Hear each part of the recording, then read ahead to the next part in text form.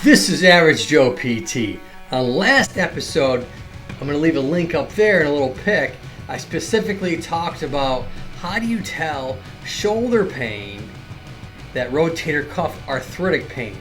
Now this episode, we're going to move right back up the chain and we're going to talk specifically about cervical spine and disc issues. And those disc issues, anytime that someone has neck pain and they come to me, or you even thinking at home, and you're looking online, I got neck pain, I got some arm pain, first thing you're thinking of, and everybody's thinking of, is what? Yes, disc pain. You're thinking of, oh my God, I've herniated my disc in my neck, and I'm going to have surgery.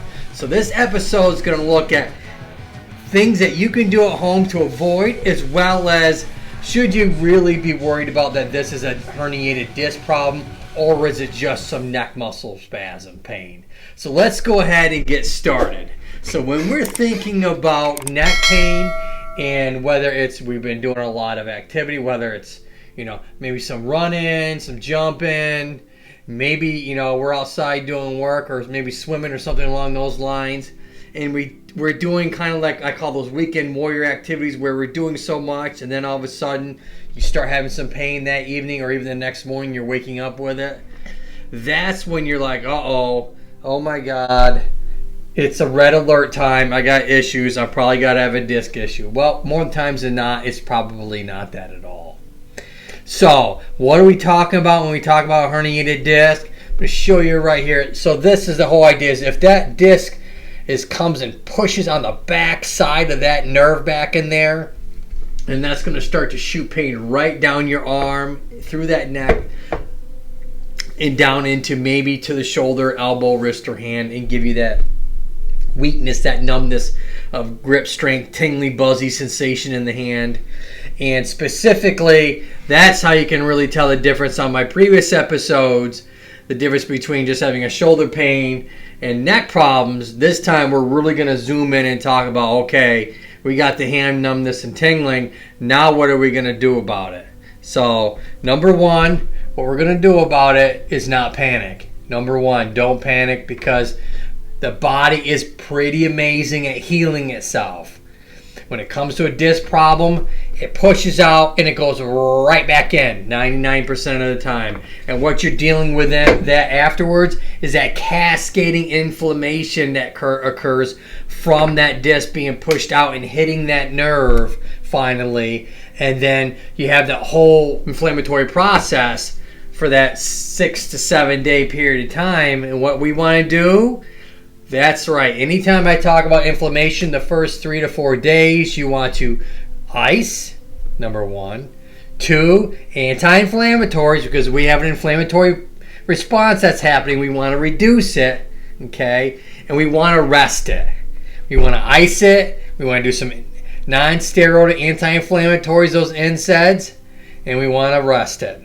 So that's what you want to do. Stop doing the activity that's caused that problem and go right into the Average Joe 3 things you need to do for the first 3 or 4 days to get this thing to calm back down.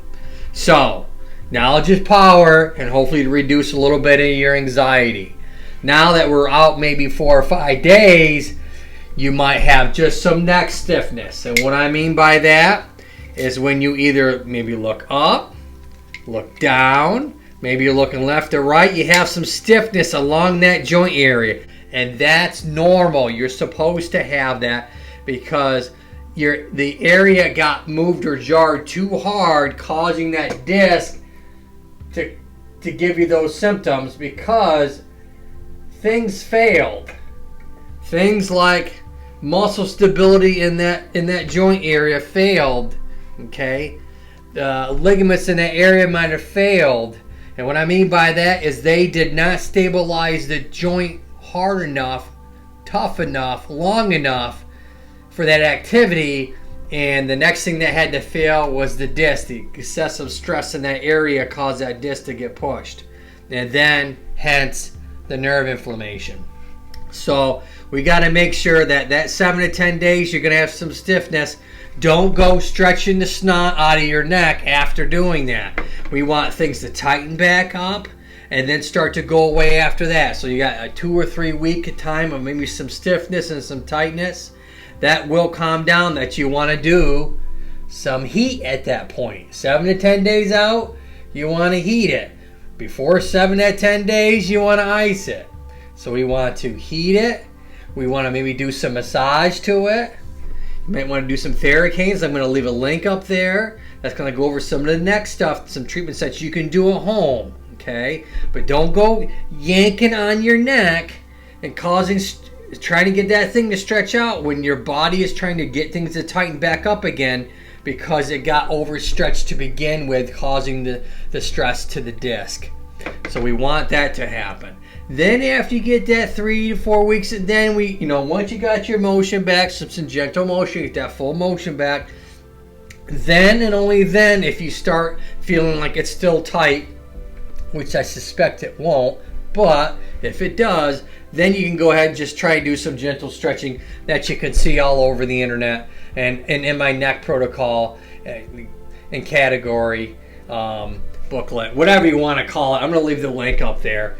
And I go over kinds of stretches that you can do, gentle stretches of all these muscles in here, what we call scalene, sternocleidomastoid, upper trapezium, you name it, it'll stretch it. So just generalized stretching exercises. Just make sure when you're doing them, once you're about 3-4 weeks out, that you don't shrug your shoulders with them. You keep your shoulders relaxed as you're doing the actual exercise, because it doesn't help if you stretch and then your shoulder goes up at the same time. Right? Starts here and ends here. You want to keep that way. So we want to 7 to 10 days, ice it, rest it, anti-inflammatories. After that 7 to 10 days, we want to heat it, massage it, and maybe do some range of motion to it. And then at the end of it, we want to maybe start to do some strengthening to maybe your upper back and those neck muscles. And that's also in my spine category. And I'll leave that up there for you. If you have any questions, you can go ahead and DM me down below. I'll try and give you an answer. I don't really get a lot of them, which is kind of surprised, because I've been doing this a long time. And I probably have the answer, or can at least lead you to the right way that has the answer. And so fret not. Usually, but not always, but I'm going to say a lot of the times, if I took the 1 through 10, 9 out of 10 times, if you're having these issues in your arm and hand and you find them out immediately and you do what I just told you to, you're going to be just fine. The disc can heal itself. What happens is it will actually scar down. You actually have some layering of scarring where that disc was, that pushed out, to help stabilize that area. And that's the other reason why you don't want to go stretching the snot out of it, because scar tissue is laying down, and we want to make that scar tissue tough and firm. We don't want to make that scar tissue in that area flexible. We don't want flexibility in the disc area. But if you have any further questions, like I said, leave the comments down below and I'll get back to you.